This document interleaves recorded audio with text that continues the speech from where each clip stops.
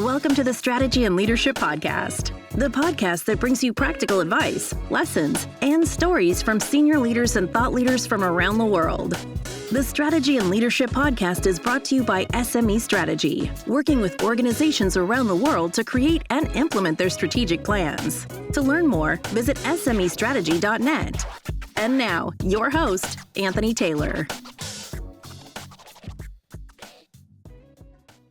Hey there, folks. Welcome to today's episode of the Strategy and Leadership Podcast. My guest today is Rico Nasol. He is a leadership coach and consultant, I should say, creative executive turned leadership coach with some organizations you might have heard of. Netflix for one, Zappos for another, a couple other very cool organizations. So far, our interactions has been a really genuine, heart-centered person, and I'm sure he's got lots of skills to boot. So, Rico, just thanks for being here on the show. I'm just grateful to chat with you today. Yeah, thanks, Anthony, for having me. I really appreciate it. I love the show. I'm excited to have this conversation. Awesome. Well, I appreciate it. So I kind of butchered your bio. I thought it would go a little bit smoother, but there's just so many cool things that you've done. Why don't you tell our listeners a little bit about the kind of 20 years of experience you bring to the table, and then we'll go from there. Yeah. So it goes back to high school, and it may date me, but I'm a creative at heart. I used to record videos and take two VCRs and put them together and edit my own videos. So it tells you how long I've been in the creative world. But I really cut my teeth at Zappos. That was my first real job. I mean, I had jobs at a high school and stuff like that, but that was the first real job I had. I was employee 40 there. And it was probably the first time I was in an organization that empowered me, because one of my mentors there is Tony Shea. I was there early. I established the creative and content team there. It was just me. By the time I left, it was 165 people across Las Vegas and Kentucky. And then I had a few stops along the way. I got married, moved back to California. And then in 2012, I started working at Netflix, and they just were making the transition from DVDs to streaming. And I think they officially killed DVDs recently. And I was there for almost 9 years. And same thing, I was really early on there in the streaming business, and I built the Netflix creative studio from just me, who the person who hired me said, I don't even know if your job was going to be there 6 months later, because my whole job was an experiment. But there was 9 years later, 135 people in 7 countries, 300 vendors around the world, just doing some of the most amazing creative campaigns and assets that I've seen. And I've learned a lot along the way. So that's the history I bring, and I'd love to share more and more during this conversation. Awesome. Well, I find it super neat, those origins, those kind of bootleg origins, when the folks that are listening, if you're kind of my age-ish, you might have been coding on your, what's it called? MySpace wall, and that's how you learn to code. You're chopping up VCR, so you just figuring out how to do it. And I just think that informal learning is cool to translate into skills that at the time nobody knew what they needed, because everything was brand new. So it's not like you had the 10 years experience. It's I've just been doing that, I guess you can do it. And what I think is also cool is you came into Zappos with early, and then built that, and then built remote teams. And then in Netflix, new job, new role, built a remote team. But all of it, I bet, on the back of creativity. So I guess my first question is, what are the keys to growing, scaling, building a creative organization, a creative team? Yeah. So a lot of people think innovation is blue sky. And from my perspective, actually, creativity is born out of constraint. And so that's what my whole career was based on, because I had to figure out how to scale these things. So the thing I'm best known for at Zappos was video descriptions, right? And at the time, it was 2006, 2007. YouTube was starting to become a thing. It wasn't quite a thing yet. And Tony was like, how can we continue to put the product in people's hands? And so I was like, okay, we did multi-view, we did that stuff.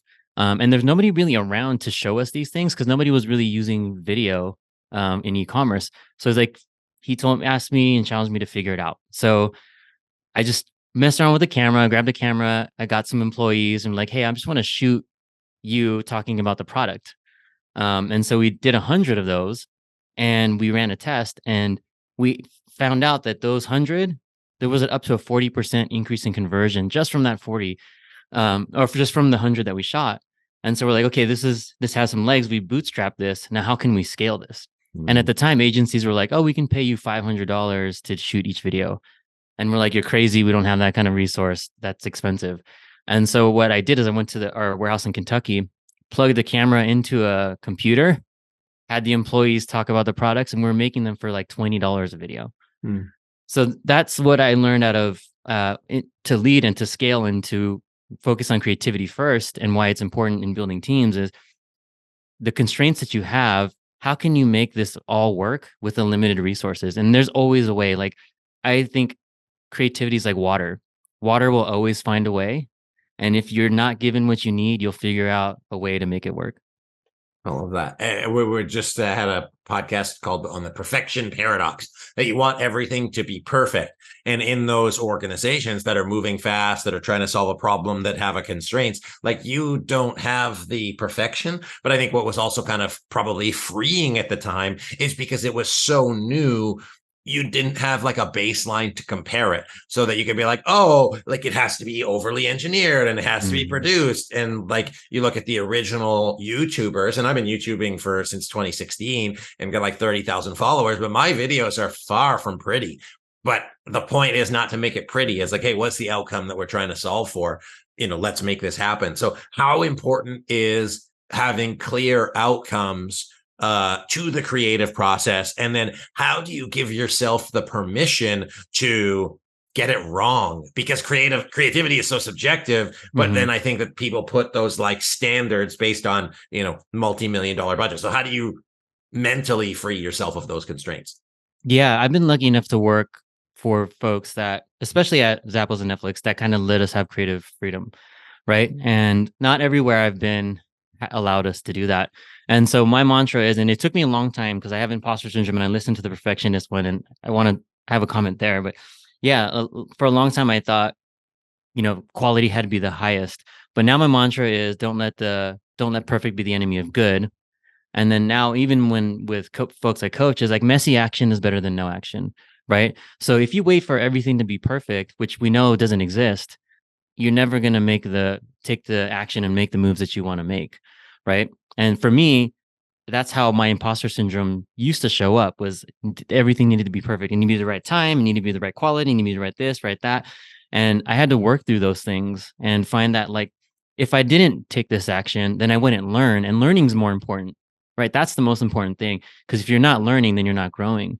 And we get into this mindset at some tech places of like incrementality. Let's make it a half step better and a half step better and a half step better.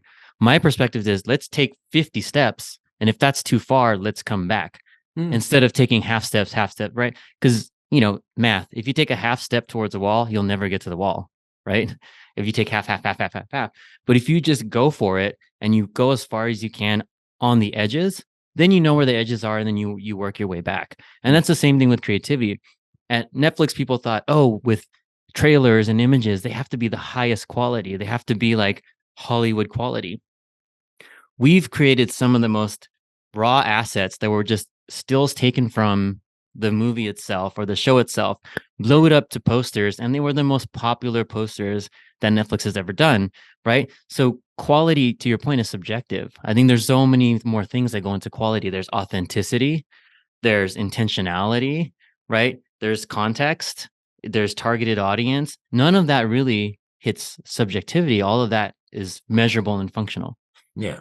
That's so funny that you say that, because we've gone through the process of like updating our graphics, changing our graphics, had like, marketing consultants and stuff like that have updated. I'm like, this is like too pretty. Like, people are smart now, and they like, if it looks too good, they know they're being sold. And so like, there's an element of like grittiness to it. And I find it fascinating from an Netflix perspective, the amount of A/B testing that goes into the images that to like make you think like, hey, what drives people? Like sharing a face and having that face be expressive is the thing that what I've heard is like that drives that. But I won't tell you more about what I think, because that doesn't matter.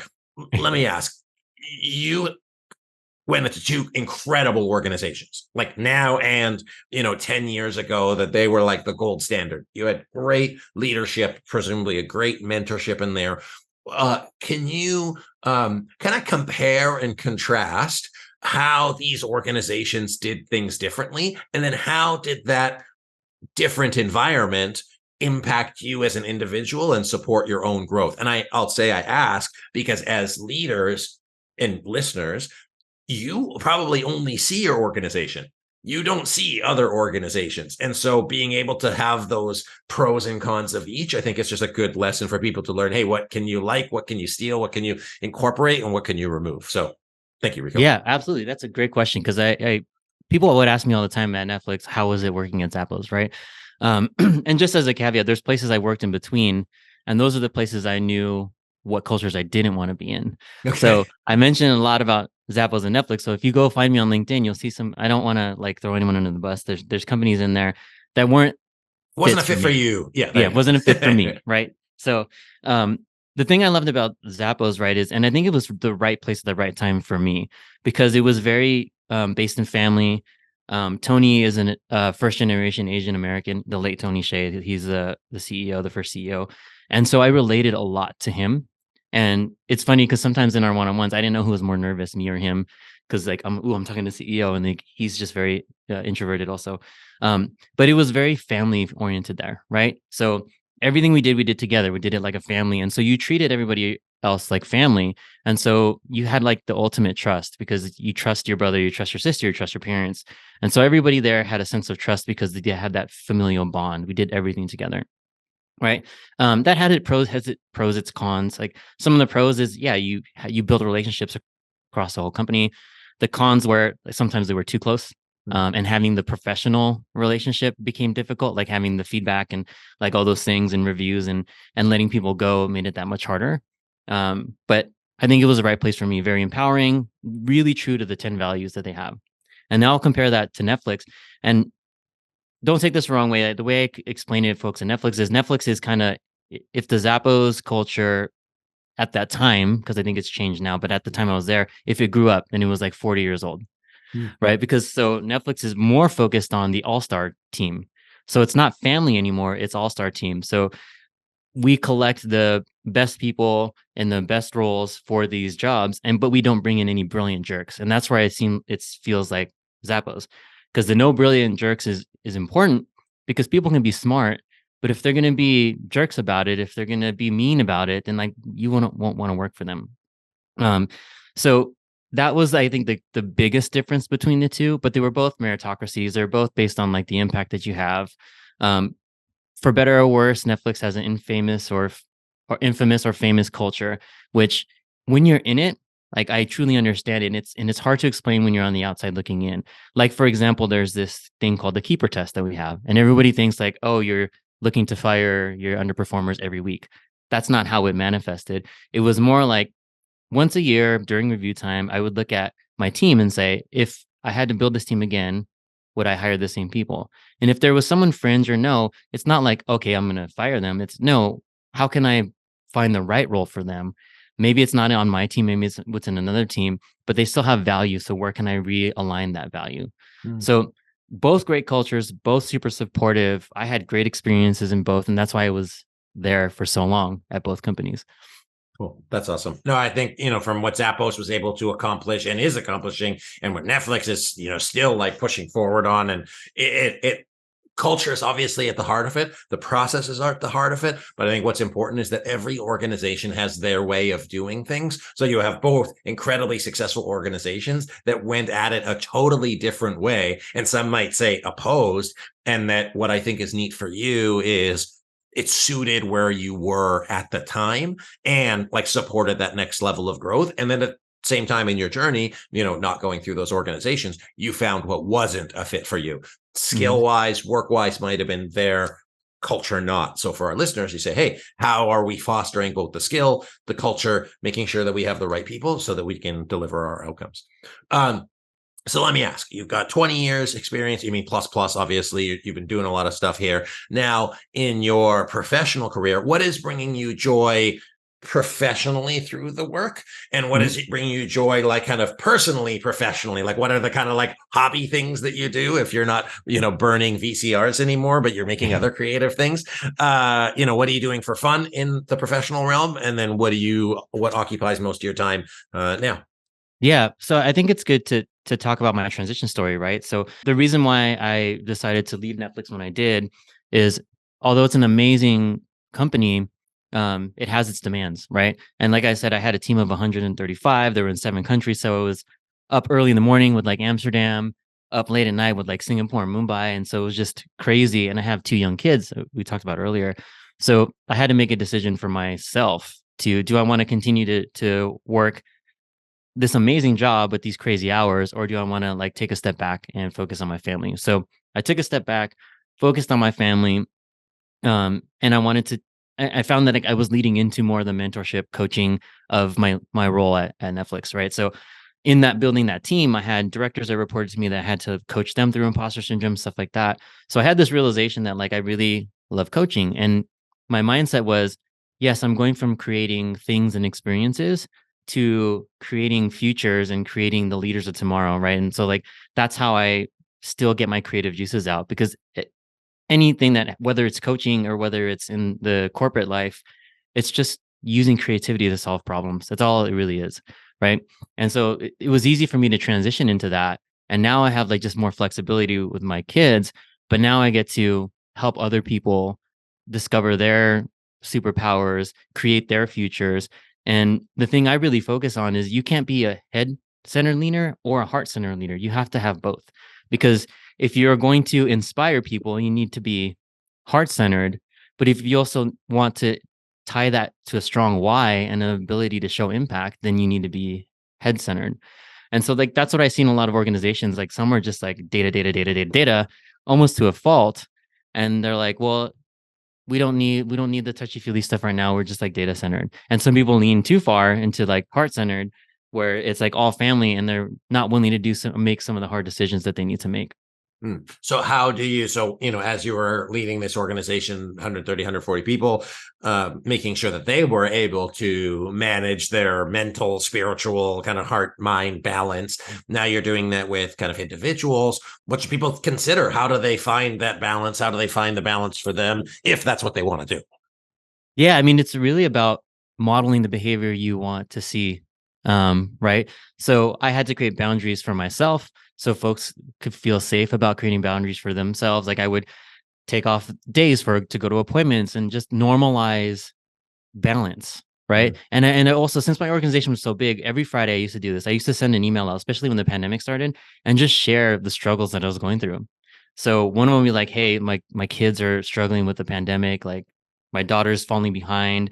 My son's only 2, so I don't know what to do. He has no social like." So I would share these things with my team, and so at first I'm like, no one's gonna read this or respond, but sure enough, every time people respond, "Thank you for sharing," like they'd either give me tips or they'd share the things that they're struggling with. And so we just kind of humanized everything in a way that made people feel seen and made it feel like it was okay for them to be vulnerable, to take time off when they needed to, just to do the things they needed to do to make sure their families were okay, their mental health was okay.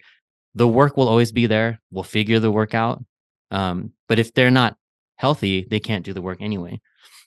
Yeah, awesome. Well, it sounds like the values of Tony live on in you, which hopefully is a big compliment to you and to him, because I know that he meant a lot to a lot of people, and that you're able to find for yourself a great way to support 100+ people in a really, really challenging time, both professionally and personally. And I think that was just a really interesting time where it just like the line between work and home dissolved, and that like the people side of it became really, really clear. And I don't think that that's going to go away. And so I think as leaders, the more effectively you can understand that you're hiring humans that have lives, not just like robots that work, I think you'll be more successful in those type of organizations. They'll be more sustainable. They'll stick around longer. And I think you're the evidence of it, actually, is that those organizations that fit, you were there for 7+ years and had a huge contributions. If you didn't fit, you became a cost, you turned over, it cost you productivity, it costs them productivity. So it's a lose-lose. So that heart-centered, head-centered approach and being really communicative about your values, I think makes a big difference. And there's a big business upside to it. So anything you want to add on that, Rico? Yeah, absolutely. And so just a couple of things to add, because like that was well put. Thanks for summarizing that. I had one of the lowest churn rates too at Netflix. I had a 3% churn rate over the 9 years I was there, and that included voluntary and involuntary. And then to your point, about like the attrition, there's 3 things that I'd like to ask leaders out there that maybe don't think in these ways, especially when it comes to ROI and cost and retention, right? So there's 3 questions that I would ask for people is, what could they make somewhere else? What would you pay to keep them? And how much would it cost to replace them? So when people start to like penny pinch and say, oh, we can't afford to keep this person, we'll just hire cheaper. Like, is that true? Because if they've been here for 3 years, they have so much domain knowledge. How much is it going to cost in lost work to train somebody new? Right. So when people are making these decisions, there's more to consider than just the bottom line. There's also what's the long-term effects of making these decisions, not only on that person, but also the team morale. If you see folks around you and like it's not great, it's going to affect team morale. Yeah. And what was the process that you used at Netflix for that? Oh, that was how we used the keeper. The keeper test. Well, the 3 questions that I just introduced was a way we calculated comp. So whenever we're coming around comp time, like what is the market saying? What would I pay to actually keep this person? And then if I had to hire new, how much would it cost me to replace? Most of the time, the cost to replace and the what could they get was much higher. So I'm like, what I'd pay to keep them, this is what I'd pay to keep them, because they're so valuable to the team. So I'd usually pay more to keep them because I knew the value was there and the long-term value was better.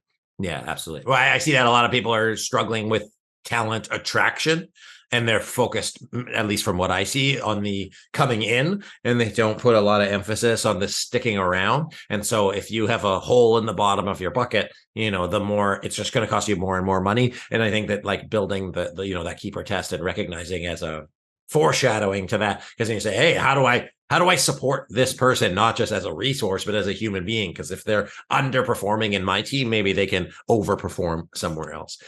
Rico, it's been such a pleasure. Where can people connect with you? Where can they learn more about what you're up to? And just tap in. Yeah. So I'm on LinkedIn, Rico Nasol. I'm also on Instagram at Rico Nasol. And then you can find me at riconasol.com. And yeah, I'd be happy to chat. I'm here if anybody needs anything. And yeah, it was great catching up with you, Anthony. Thanks for having me. Awesome. It was my pleasure, Rico. Thank you so much for joining me. Folks, my guest today, Rico Nasol, is a leadership coach with, as you heard, a lot of background in some really cool organizations. And what I think is just important, if you're looking for a leadership coach, if you're looking for somebody to support you, is just finding that right fit, that right vibe, and somebody that can take their experience in their career and just elevate you. And especially if you're leading teams, especially if you're trying to work in constraints, which I think all of us are, Rico's your man. So I will give him a plug. Dope guy, and I will say just on the back end as a guest, extremely prepared. And so Rico, thanks, man. I appreciate it. I'm glad that we got to chat and connect and all that stuff. And I just wish you nothing but the best moving forward. Thank you. Same for you. Thanks, Anthony. Absolutely, buddy. Folks, this has been the Strategy and Leadership Podcast. Once again, my guest, Rico Nasol. My name is Anthony Taylor. Thanks for watching. Thanks for being here. Thanks for subscribing. I'll see you next time.